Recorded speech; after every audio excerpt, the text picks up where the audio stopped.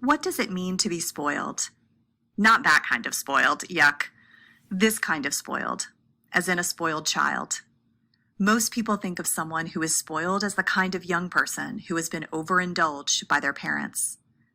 There's lots of advice out there for parents about how to keep their children from becoming spoiled. Some people tell parents, when you say no, make sure you mean it. Others advise, don't make excuses for children. Let them learn from their mistakes.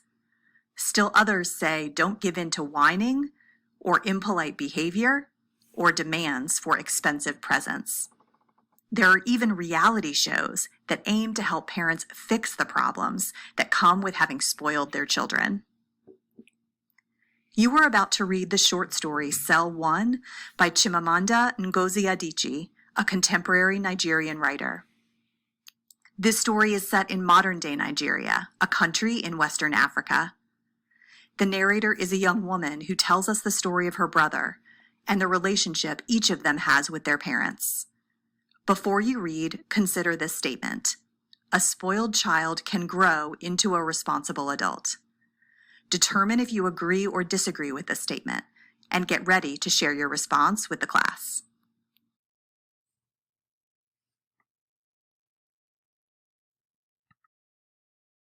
Hi everyone. I'm really excited about today's story because it allows me to stay committed to what I told you in the beginning of the year, where we wouldn't be reading stories by sort of that old dead white guy, the canon sort of like I was gonna try to branch out and provide different perspectives. And it's uncommon lit, so that's pretty perfect for what we do in class because common lit Wednesdays, right? So this screen probably looks familiar to you, where you can see the list of stories that I've assigned. Today's story is titled Cell 1. If you click into Cell 1, which will allow me to do right here, you will see, and I have a different sort of screen than you because I'm on the teacher end, but no students have submitted it, and here's the students who have signed in, and so on and so forth. Click here, open up the story. Cell 1 is a story written by Chimamanda Ngozi Adichie, and it deals with themes like family relationships, politics, equality, but it's not necessarily politically driven.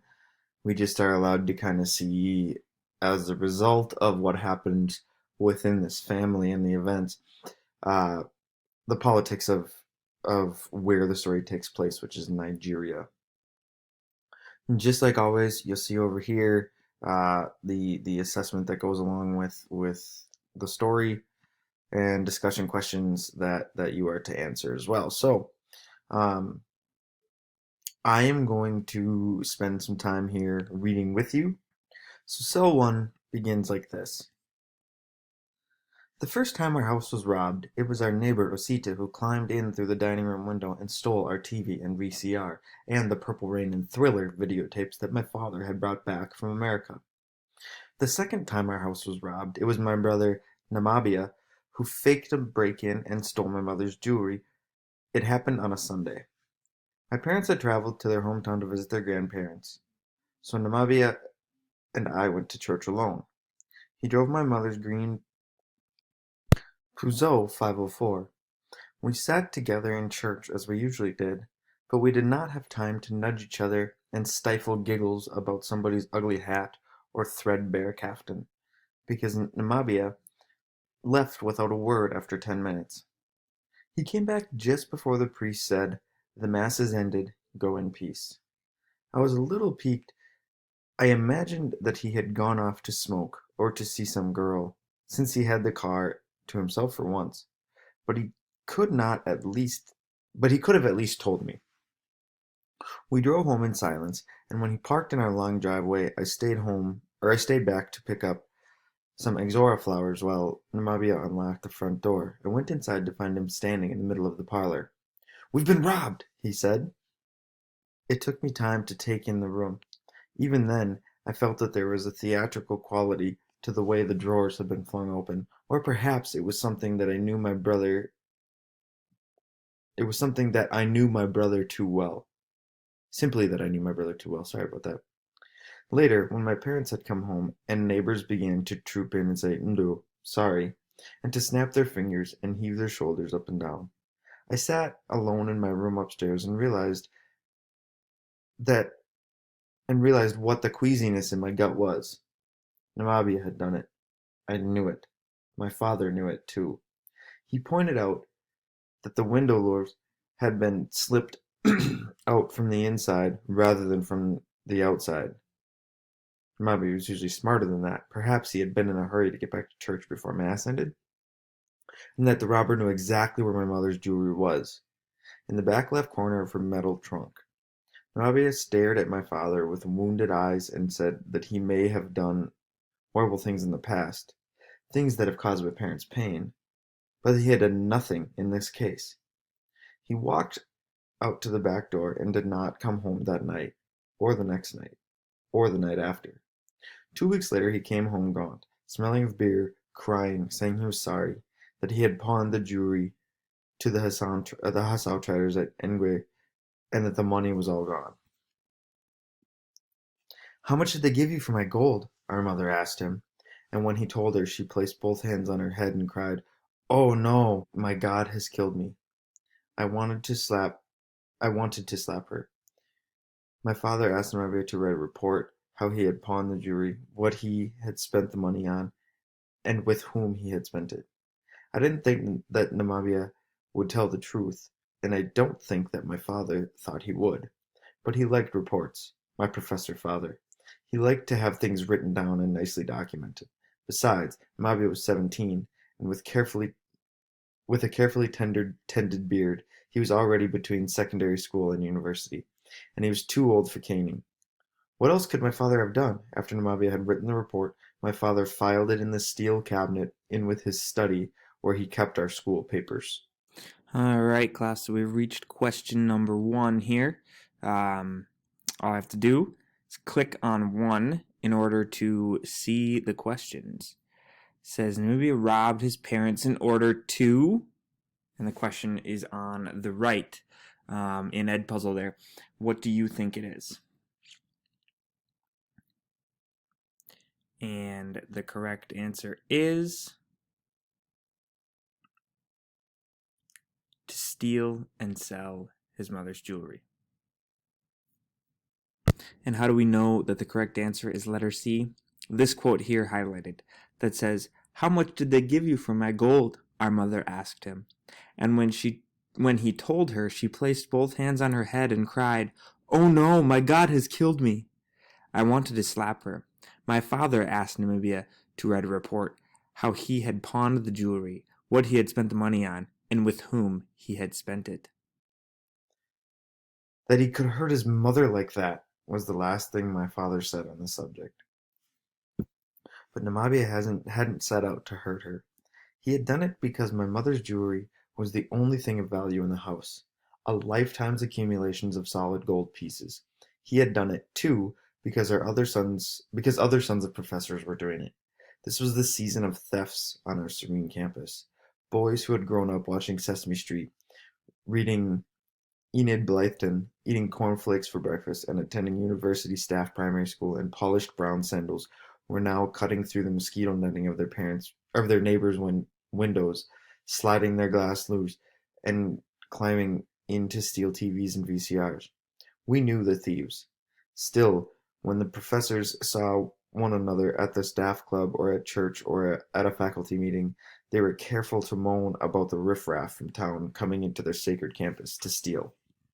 The thieving boys were the popular ones. They drove their parents' cars in the evenings, their seats pushed back and their arms stretched out to reach the steering wheel. Osita, our neighbor, who had stolen our TV only weeks before Namibia's theft, was lithe. And I think if you also click there, it gives you the definition as well. So he was lithe and handsome and in a brooding sort of way, and walked with the grace of a cat. His shirts were always crisply ironed, and I used to watch him across the hedge, then close my eyes and imagine that he was walking toward me, coming to claim me as his. He never noticed me. When he stole from us, my parents did not go over to Professor Ubebe's house and ask for our things back, but they knew it was Osita. Osita was 2 years older than Namibia, Most of the thieving boys were a little older than Namibia, and maybe that is why Namibia had not stolen from another person's house. Perhaps they did not feel old enough, qualified enough for anything more serious than my mother's jewelry. So we reached question number 2, and the question is, how does the narrator describe the professor's sons? They are popular and get away with committing petty crimes. They struggle socially and commit crimes to gain popularity. They feel neglected by their parents and steal to gain attention. They don't have much and steal to gain material things. Correct answer, letter A. Your evidence from the text says this: the thieving boys were the popular ones, which is really the only connection over here when we talk about describing those professors' sons. Namibia looked just like my mother. He had her fair complexion and large eyes, and a generous mouth that curved perfectly. When my mother took us to the market, traders would call out, "Hey, madam, why did you waste your fair skin on a boy and leave the girl so dark? What is a boy doing with all this beauty?" And my mother would chuckle as though she took a mischievous and joyful responsibility for Namibia's looks. When, at age 11, Namibia broke the window of his classroom with a stone, my mother gave him the money to replace it and didn't tell my father. When a few years later, he took the key to my father's car and pressed it into a bar of soap that my mother found before Namibia could take it to a locksmith, she made vague sounds about how he was just experimenting, and it didn't mean anything. When he stole the exam questions from the study and sold them to my father's students, she yelled at him, but then told my father that Namibia was 16 after all, and really should be given more pocket money. So we're starting to see a trend in him, that maybe we were leading to this robbery. He had sort of gotten away with a lot of things, partially because he was because of his good looks, and it sounds like maybe he was the golden child of the family, so to speak. I don't really know whether Namibia felt remorse for stealing her jewelry. I could not always tell from my brother's gracious smiling face what he really felt. He and I did not talk about it, and neither did my parents.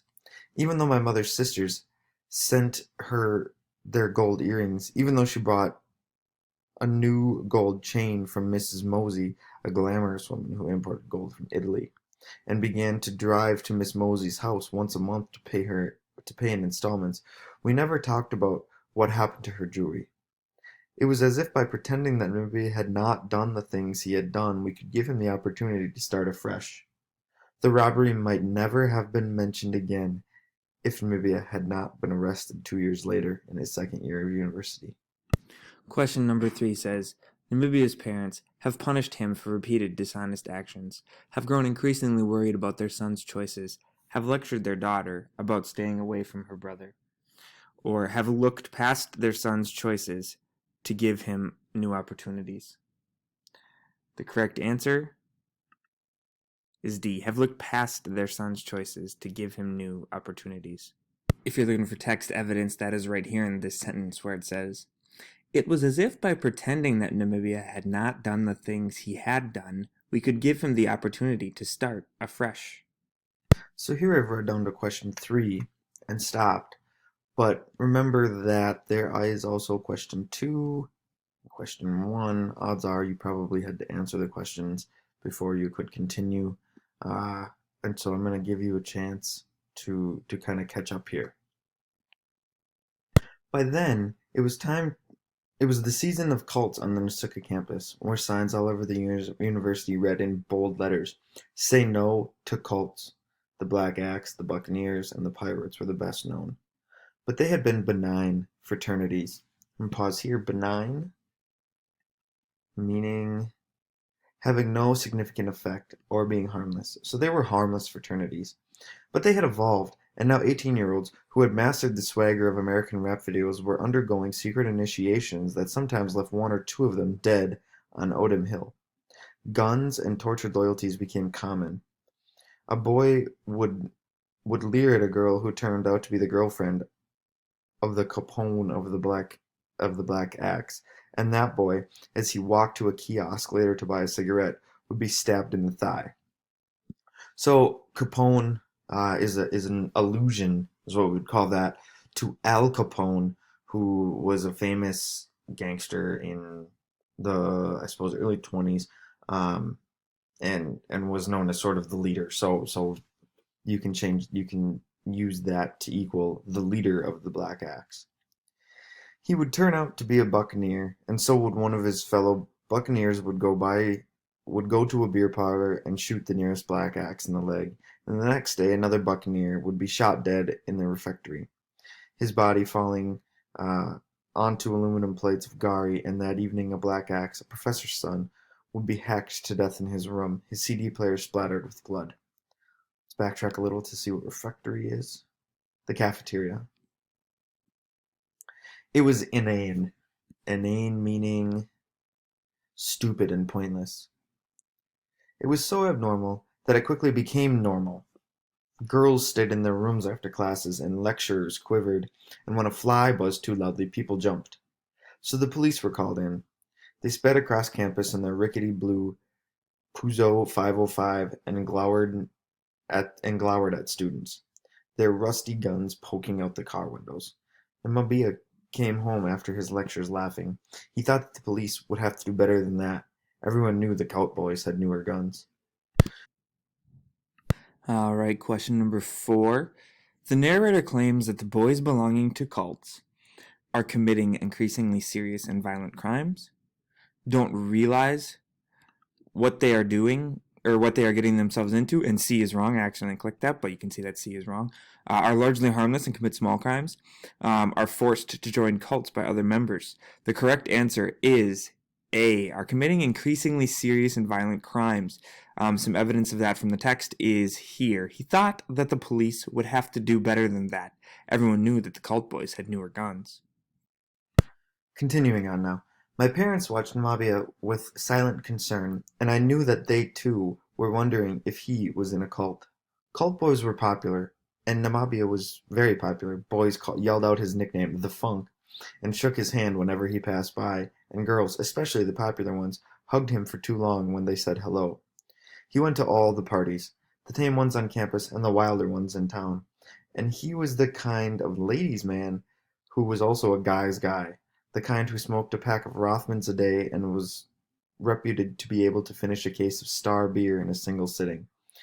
But it seemed more his style to befriend all the cult boys and yet not be one himself.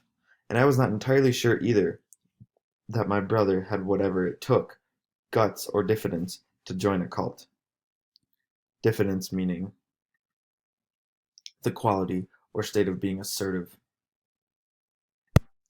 My video length has come to a close here, so check in with video number 2 on today's PowerPoint to continue with the reading of Cell 1. Welcome to video number 2 of Common Lit's Cell 1 story. If you recall, at this point we've been introduced to Namibia, who is a 17-year-old boy who was sort of handed everything in his life. His mom never really punished him for much, and the issue in question here is that he robbed his parents, and they're deciding on how to punish him, and maybe they should just let it go, and who knows, they're kind of unsure how to handle it. The narrator seems to be his sister, kind of telling this from her perspective. We're getting right now a little bit of background on him as a person, and we've learned that they have what are called cults, sort of like gangs, within sort of this community where they live, which seems to be a fairly high-class community where there are professors and professors' kids and gangs amongst the professors' kids. You can see at the top of the screen kind of how he is described. Namibia, that is. He went to all the parties, the tame ones on campus and the wilder ones in town. He was the kind of ladies' man who was also a guy's guy. The kind who smoked a pack of Rothmans a day and and was reputed to be able to finish a case of Star beer in a single sitting, but it seemed more his style to befriend all the cult boys and yet not be one himself. And I was not entirely sure either that my brother had whatever it took, the guts or the diffidence, to join a cult. So she's thinking to herself, the narrator, like, I can't see him being this guy and kind of being a part of that life. Um, and that's where we left off, right here at to join a cult. So the new information begins here. The only time I asked him if he was in a cult, he looked at me with surprise, as if I should have known better than to ask, before replying, "Of course not." I believed him. My father believed him too, and when he asked, but our believing him made little difference, because he had already been arrested for belonging to a cult. This is how it happened. On a humid Monday, 4 cult members waited at the campus gate and waylaid, which means to ambush, a professor driving a red Mercedes. They pressed a gun to her head, shoved her out of the car, and drove it to the Faculty of Engineering, where they shot 3 boys who were coming out of the building. It was noon. I was in a class nearby, and when we heard the shots, our lecturer was the first to run out the door. There was a loud screaming, and suddenly the stairwells were packed with scrambling students, unsure of where to run. Outside, the bodies lay on the ground. The Mercedes had already screeched away. Many students hastily packed their bags, and Okada drivers charged twice the usual fare to take them to the motor park to get on a bus. The vice-chancellor announced that all evening classes would be cancelled, and everyone would have to stay indoors after 9 p.m. This did not make much sense to me, since the shooting had happened in sparkling daylight, and perhaps it did not make sense to Namibia either, because the first night of curfew he didn't come home. I assumed that he had spent the night at a friend's. He did not always come home anyway. But the next morning a security man called to tell my parents that Namibia had been arrested at a bar with some cult boys and was at the police station. My mother screamed, "Don't say that!" My father calmly thanked the security man. We drove to the police station in town, and there was a constable chewing on the tip of a dirty pen. And constable, me, a police officer, who said, "You mean those cult boys arrested last night? They have been taken to IGNU.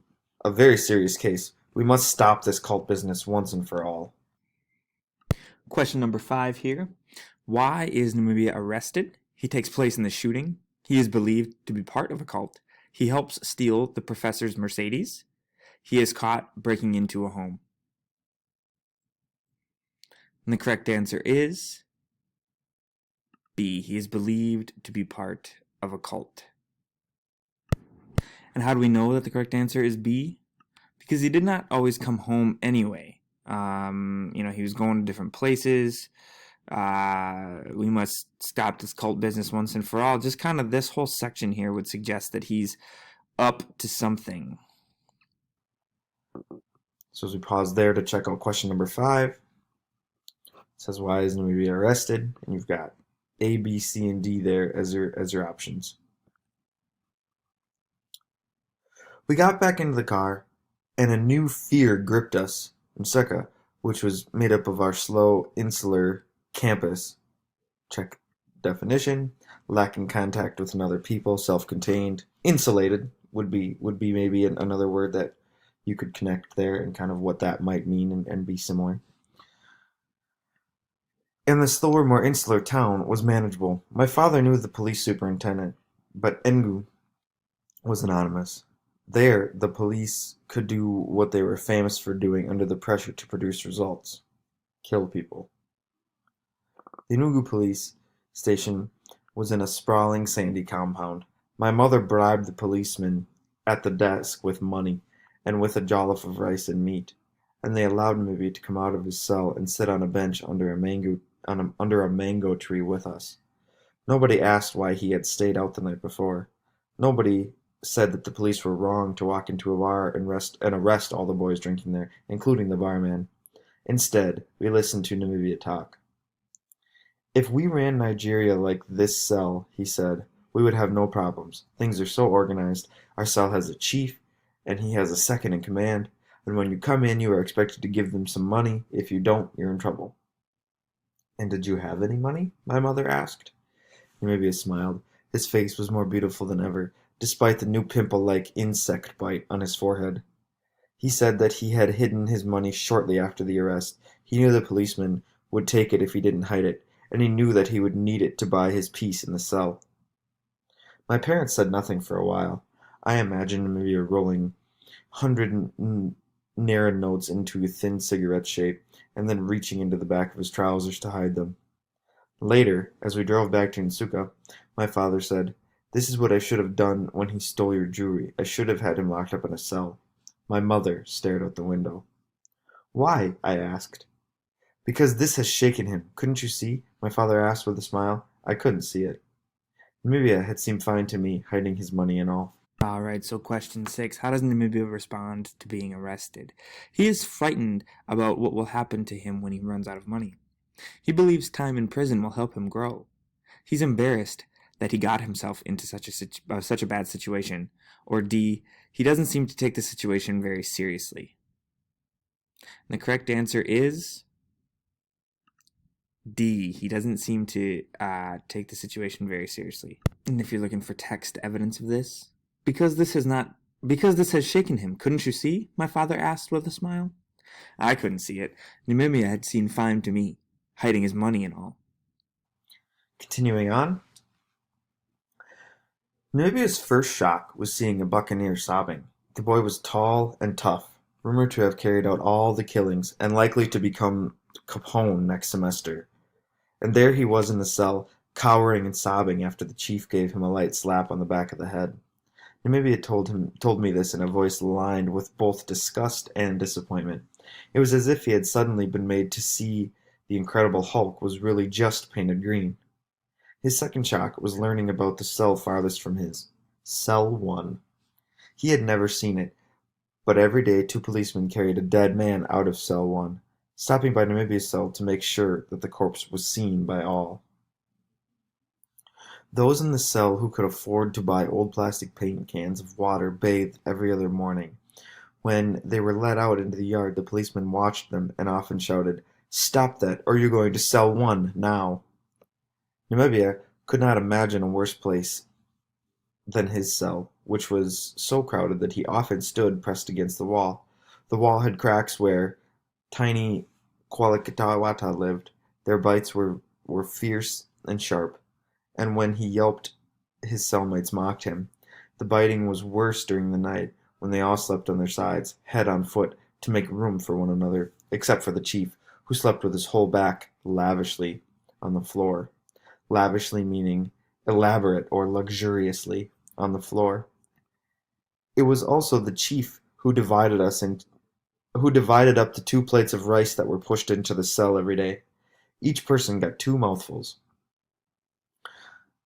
Namibia told us that during the first week as he spoke, Namibia told us this during the first week, As he spoke, I wondered if the bugs in the wall had bitten his face, or if the bumps were spreading across his forehead were due to an infection.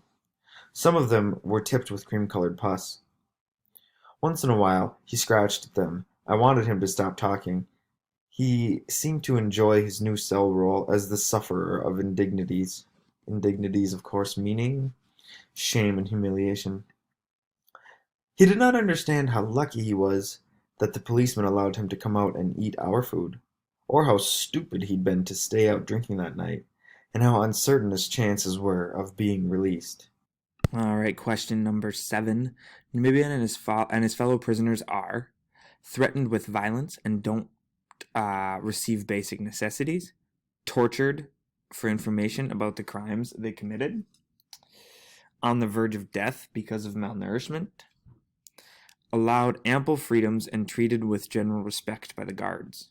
And the correct answer is A. Threatened with violence and don't receive basic necessities. Text evidence of this kind of takes place right through here. Stop that, or you're going to Cell 1 now. And then an example of the basic necessities. So that would be a threat. An example of the basic necessities would be, it was also the chief who divided up 2 plates of rice that were pushed into the cell every day. Each person got 2 mouthfuls. Continue here. We visited him every day for the first week. We took my father's old Volvo because my mother's Peugeot was unsafe for trips outside Nsuka. By the end of the week, I noticed that my parents were acting differently, subtly so, but differently. My father no longer gave a monologue as soon as we were waved through the police checkpoints on how illiterate and corrupt police were. He did not bring up the day when they had delayed us for an hour because he'd refused to bribe them, or how they had stopped a bus in which my beautiful cousin Ngoche was traveling and singled her out and called her a whore because she had 2 cell phones, and asked her for so much money that she had knelt on the ground and in the rain begging them to let her go. My mother did not mumble that the policemen were symptoms of a larger malaise. Malaise, of course, meaning a problem or a condition that harms or weakens a society. Instead, my parents remained silent, as if they were refusing to criticize the police. They they would somehow make Namabe's freedom more likely. It was as if they were refusing to criticize the police, that somehow freedom was more likely. Delicate was the word the superintendent at Nusuka had used. To get Namabe out any time soon would be delicate, especially with the police commissioner in Enugu giving gloating, preening interviews about the arrests of the cultists. The cult problem was serious. Big men in Abuja were following events.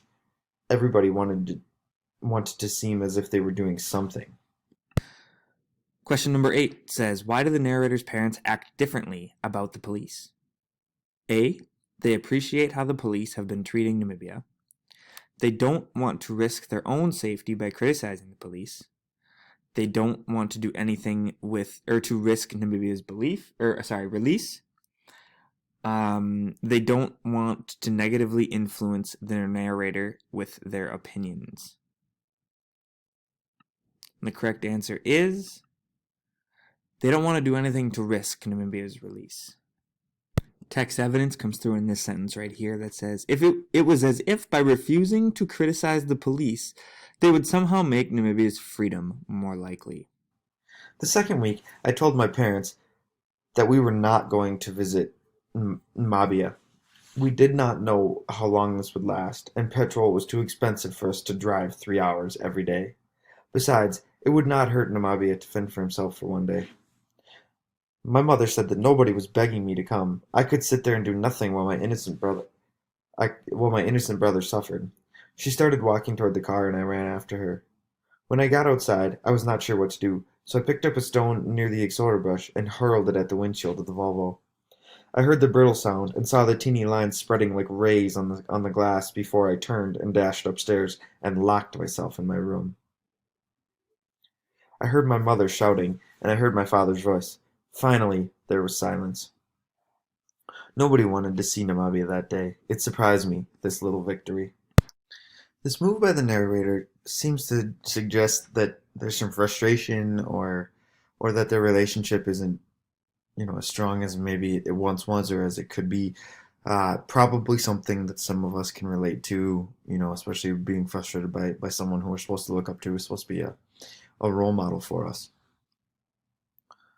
So as I continue here, we visited him the next day. We said nothing about the windshield, although the cracks had spread out like ripples on a frozen stream.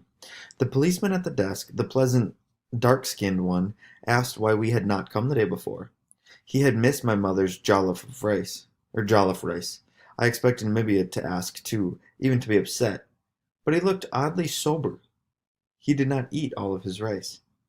What is wrong? My mother said, and Namibia began to speak almost immediately, as if he had been waiting to be asked. An old man had been pushed into his cell the day before, a man perhaps in his mid-70s, white-haired, skin finely wrinkled, with an old-fashioned dignity about him. His son was wanted for armed robbery, and when the police had not been able to find his son, they had decided to lock up the father. The man did nothing, Namibia said. But you did nothing either, my mother said. Namibia shook his head as if our mother did not understand. The following days he was more subdued. He spoke less, and mostly about the old man, how he could not afford to bathing water, how the others made fun of him or accused him of hiding his son, how the chief ignored him, and how he looked frightened and so terribly small. Question 9 says, why is Namibia preoccupied with the old man? A, the old man is innocent and treated poorly by the others. B, the old man reminds Namibia of his own father. C, the old man is kind to Namibia and the other prisoners. Or D, the old man doesn't have the same freedoms as Namibia. And the correct answer is A, the old man is innocent and treated poorly by the prisoners. Your text evidence and context clues come through in line 30 here, where it says, the man did nothing, Namibia said. That would suggest that he's innocent, obviously, and treated poorly by others would be a secondary piece to that. Hello and welcome to video number 3 of the story Cell 1. At this point, Namibia is in jail, and his family's going to visit him quite often, and we've highlighted another cellmate who seems to be acting as a metaphor for something bigger for Namibia, and we don't know what that is yet, but this cellmate, if you recall, was the father of a criminal, and they couldn't find the son, and so what they did was they locked up the father instead. And this has caused a lot of thought for Namibia. Like, well, what about this guy? He didn't do anything, and neither did I. And we're gonna see kind of how this all works itself out here as the story comes to a close. If you recall, we ended on Q9 right here, which is over here on the right side. So,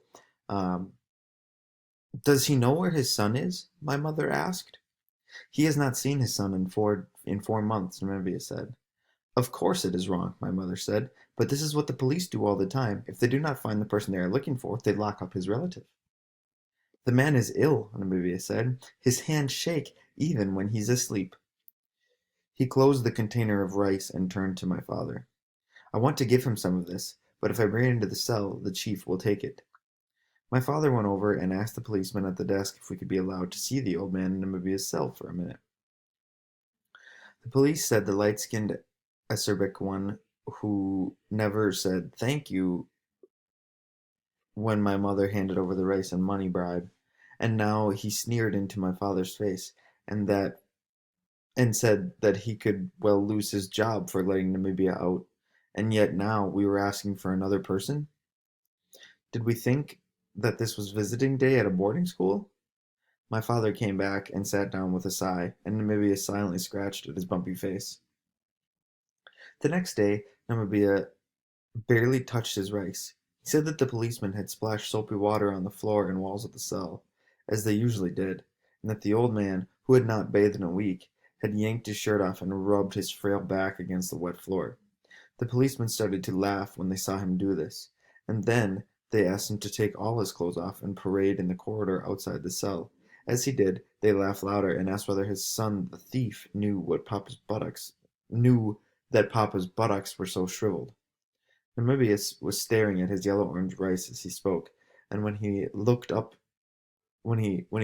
his eyes were filled with tears. My worldly brother and I felt a tenderness for him that I would not have been able to describe if I had been asked to. Question number 10. Namibia doesn't eat his rice, and he seems A, to be ill from his time in prison, to want to stop eating as a protest, C, to feel guilty about the luxuries he has, or he seems distraught over the treatment of the old man. The correct answer is D, distraught over the treatment of the old man. Text evidence quite clear here. We get how Namibia is. You can just see that, well, first of all, he's not eating his rice as it says, but what does that suggest? It says, he said that the policeman had splashed soapy water on the floor and the walls of the cell, as they usually did, and that the old man, who had not bathed in a week, had yanked his shirt off and rubbed his frail back against the wet floor. The policeman started to laugh when they saw him do this, and they asked him to take all of his clothes off and parade in the corridor outside the cell. There was another attack on campus. A boy hacked another boy with an axe 2 days later. This is good, my mother said. Now they cannot say that they have arrested all the cult boys. We did not go back to Enugu that day. Instead, my parents went to see the local police superintendent, and they came back with good news. Namibia and the barman were to be released immediately. One of the cult boys, under questioning, had insisted that Namibia was not a member. The next day, we left earlier than usual, without jollof rice. My mother was always nervous when we drove, saying to my father, "Watch out," as if he could not see the cars making dangerous turns in the other lane. But this time, she did it so often that my father pulled over before we got to the 9th mile and snapped, "Just who is driving this car?" 2 policemen were flogging a man with koboko as we drove into the police station. At first, I thought it was Namibia, and then I thought it was the old man from his cell. It was neither. I knew the boy on the ground, who was writhing and shouting with each lash.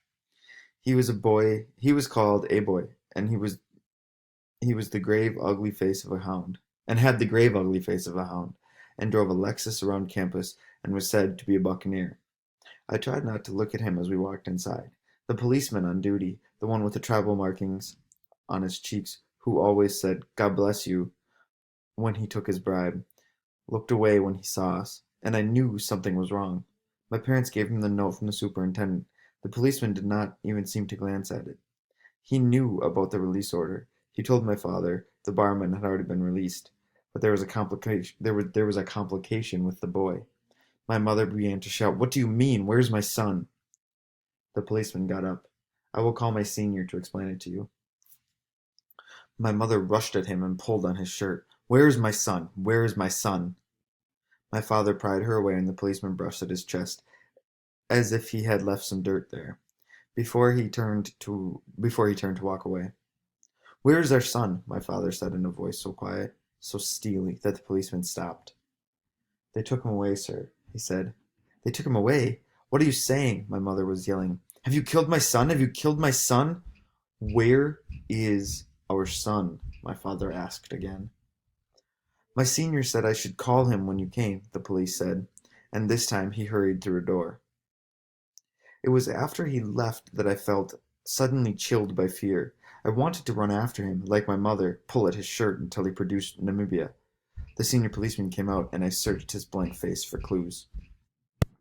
Question number 11, as you can see, it's not B. I accidentally clicked that, but it says, why are the narrator and her family worried? They think that the police have decided not to release Namibia. Obviously, it's not B. C, they think that they'll have to pay more for Namibia's release. Or D, they don't know what the police have done to Namibia. And the correct answer is D. They don't know what the police have done to Namibia. Kind of text evidence of that is here. "Where is our son?" my father asked again. "My senior said I should call him when you came," the policeman said, and this time he hurried through the door. It was after he left that I felt suddenly chilled by fear. I wanted to run after him, like my mother, pull at his shirt until he produced Namibia. The senior policeman came out, and I searched his blank face for clues. "Good day, sir," he said to my father. "Where is our son?" my father asked. My mother breathed noisily. "No problem, sir. It is just that we transferred him. I will take you there right away." There was something nervous about the policeman. His face remained blank, but he did not meet my father's eyes. "Transferred him?" "We got the order this morning. I would have sent somebody for him, but we don't have petrol, so I was waiting for you to come so that we could go together." "Why was he transferred?" "I was not here, sir. They said he misbehaved yesterday and took him to cell 1, and then yesterday evening he was transferred of all people in cell 1 to another site." "He misbehaved? What do you mean?" "I was not here, sir." My mother spoke in a broken voice. Take me to my son. Take me to my son right now. I sat in the back with the policeman, who smelled of the kind of old camphor that seemed to last forever in my mother's trunk. No one spoke except for the policeman when he gave my father directions. We arrived about 15 minutes later, my father driving inordinately fast. The small, walled compound looked neglected, with patches of overgrown grass strewn with old bottles and plastic bags. The policeman hardly waited for my father to step out of the car before he opened the door and hurried out, and again I felt chilled. We were in a God-forsaken part of town, and there was no sign that said police station. There was a strange deserted feeling in the air, but the policeman soon emerged with Namibia. There he was, my handsome brother, walking toward us, seemingly unchanged, until he came close enough for my mother to hug him. I saw him wince and back away. His arm was covered in soft-looking welts. There was dried blood around his nose. "Why did they beat you like this?" my mother asked him. She turned to the policeman. Why did you people do this to my son? Why?" The man shrugged. There was a new insolence to his demeanor. It was as if he had been uncertain about Namibia's well-being, but now, reassured, could let himself talk. "You cannot raise your children properly. All of you people who feel important because you work at the university, and when your children misbehave, you think they should not be punished. You are lucky they released him." Question number 12 says, why was the policeman acting strange before bringing the family to Namibia? A, because he was afraid of how they would react to Namibia's beating. He wasn't sure what had been done to Namibia. He felt guilty that Namibia had been beaten. He was told to keep Namibia's condition a secret. The correct answer is B.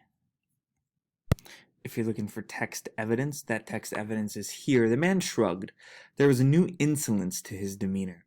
It was as if he had been uncertain about Namibia's well-being, but now, reassured, could let himself talk. Pausing here for question 12. Why was the policeman acting strange before bringing the family to Namibia? A, B, C, or D? Returning to the story, my father said, "Let's go." He opened the door and Namibia climbed in and we drove home. My father did not stop at any of the police checkpoints on the road, and once a policeman gestured threateningly with his gun as we sped past. The only time my mother opened her mouth on the drive home was to ask Namibia if he wanted to stop and buy some okpa. Okpa? A traditional Nigerian food. Namibia said no. We had arrived in Insuka before he finally spoke. Yesterday, the policeman asked if he wanted a free half bucket of water. He said yes, so they told him to take his clothes off and parade the corridor. Most of my cellmates were laughing. Some of them said it was wrong to treat an old man like that. Namibia paused. I shouted at the policeman. I told him the old man was innocent and ill, and if they kept him here, it wouldn't help them find his son, because the man did not even know where his son was. They said that I should shut up immediately, that they would take me to cell 1. I didn't care. I didn't shut up. So they pulled me out and slapped me and took me to cell 1. Namibia stopped there, and we asked him nothing else. Instead, I imagined him calling the policeman a stupid idiot, a spineless coward, a sadist, a bastard, and I imagined the shock of the policeman, the chief staring open-mouthed, the other cellmates stunned at the audacity of the boy from the university, and I imagined the old man himself looking on with surprised pride and quietly refusing to undress. Namibia did not say what happened to him in cell 1, or what happened at the new site. It would have been so easy for him, my charming brother, to make sleek drama of this story, but he did not. All right, question number 13. How does the narrator feel about Namibia's actions? She's upset that Namibia almost got himself killed. She notes the change in Namibia's attitude and demeanor. She is happy that Namibia finally stood up for his beliefs. She cannot believe that Namibia suddenly showed bravery. The correct answer is B. She notes the change in Namibia's attitude and behavior. The text evidence for that is right here. Right in this final couple sentences where it says, Namibia did not say what had happened to him in cell 1 or what happened at the new site. It would have been so easy for him, my charming brother, to make a sleek drama of his story, but he did not. A definite change in his attitude and behavior from who he was at the beginning of the story. Consider how Namibia changed throughout the course of the story. He used to have almost an arrogance about him in a way that he could do no wrong. He was a ladies' man, yet a guy's guy. He seemed to get away with whatever he wanted to get away with, and not really see bad in the world, I suppose. And I think the injustice of the old man next to him sort of gave him a new perspective and what he had done for his son, and he stuck up for him. We saw that toward the end here in this last paragraph when he explained what happened. And so we start to see that change in him. Moving on here to the assessment. Which statement best describes the main theme of the story? We are in fact working on determining theme or central idea of a text and how it is conveyed through particular details. Provide a summary of the text. That's the learning goal for this particular question. Your options are here for this question. What do you think is the main theme?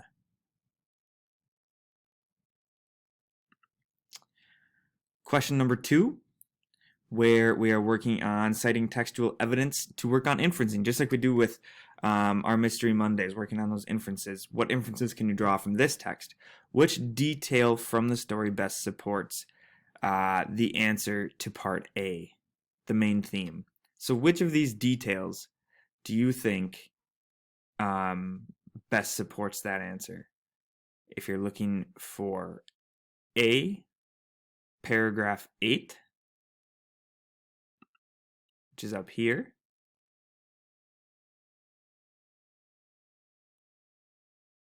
and it is highlighted here. If you think it's that sentence,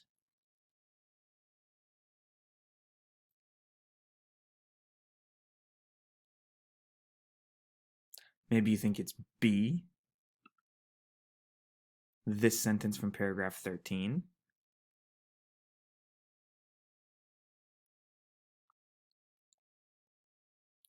Maybe you think it's C, this paragraph from this sentence from paragraph 24.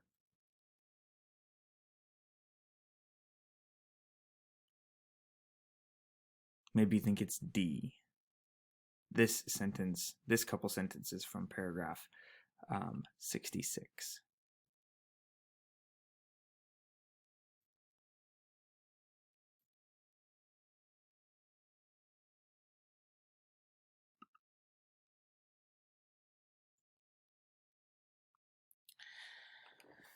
Question number 3. How does the narrator describe her parents' treatment of Namibia following his various crimes and wrongdoings? Before we get to the answers, we are working on describing how a particular story's plot or drama unfolds in a series of episodes and how they change, as well as the characters respond or change as the plot moves toward a solution. So you're looking at character development a lot with this question.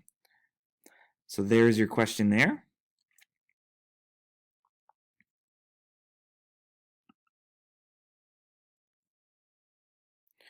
Which quote from the story best supports your answer to part A? Do you think it's A, which comes from paragraph 3? We'll wait for the text to get up to where it needs to be.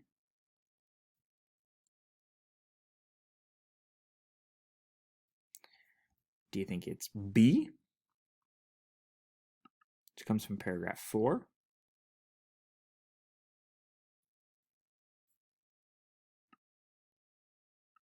Do you think it's C, which comes from paragraph 8?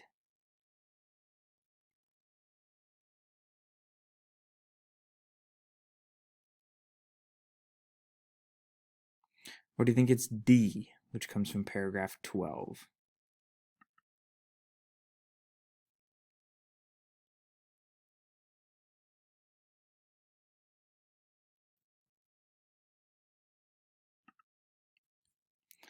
All right, question number 5. Which statement best describes how the author develops the narrator's point of view? We are working, of course, with the point of view learning goal in this particular question. So there's your question there. Let's see all of part D.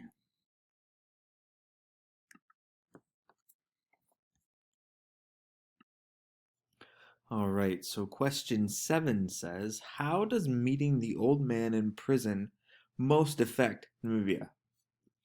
We are going to work specifically on describing how a particular story or drama's plot unfolds in a series of episodes, as well as how the characters respond or change as the plot moves toward a resolution.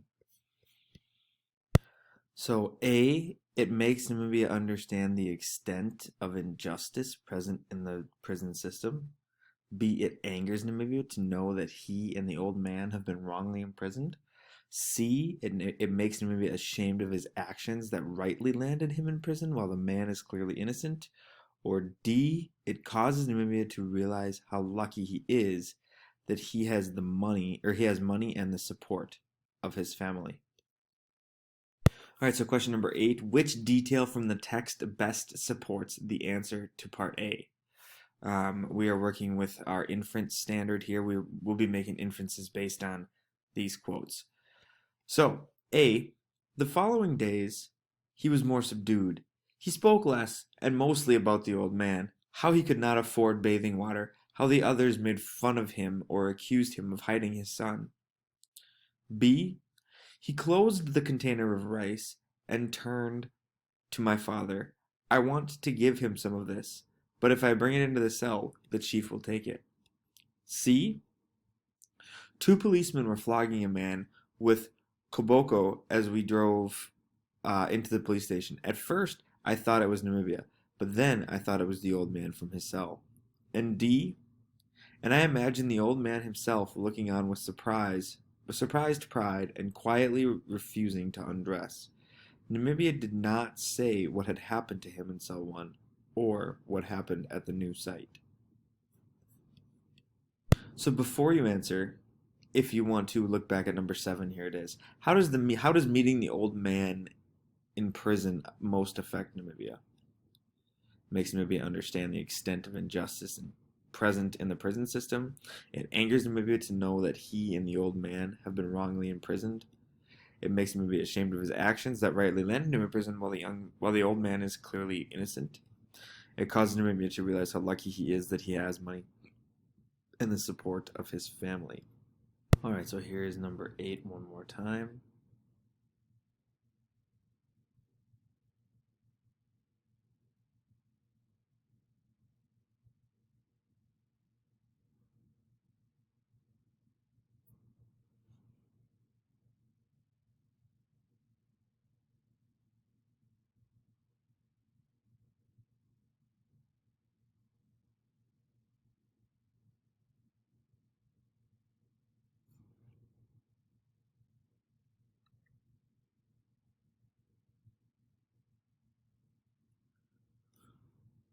And our last one. Describe how a particular story or drama's plot unfolds in a series of episodes, as well as how the characters respond or change as the plot moves toward a resolution. So, really looking at character change, and the question is this: how does the author emphasize the change in Namibia's character over the course of the story? How do we see that happen? In what way is that emphasized? And when we say emphasized, we mean considering the events that happened to him over the course of his time with the old man. We see him as an immature younger man, and how he changes. What events in his life help him make that change? So question number 1, the correct answer is C. Question number 2, the correct answer and the correct quote is D.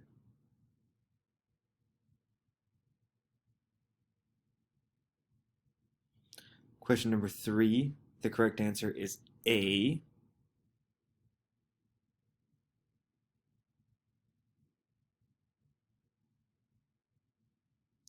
Question number 4, the correct answer, which quote best supports the answer? is C.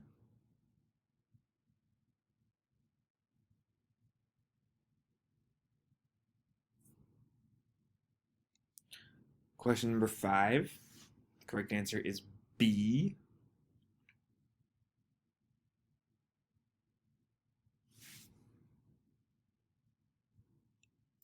Question number 6. The correct answer is D.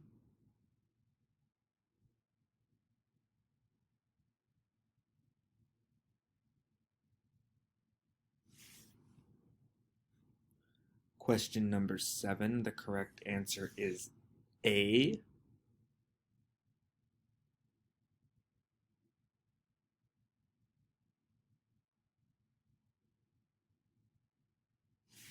Question number 8. The correct quote as an answer is A.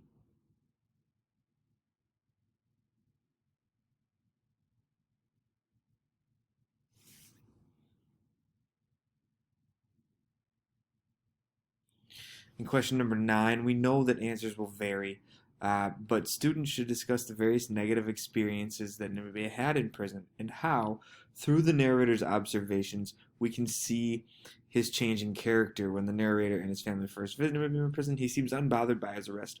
Rather, he comments on the prison's order. The author goes on to describe different encounters in prison that begin to break through the indifference that Namibia displays toward his current situation. So he should be talking about, like I said, his level of maturity and how it doesn't even seem to bug him at the beginning that he was arrested. But then as he has these experiences while in jail, in prison, he definitely changes his perspective.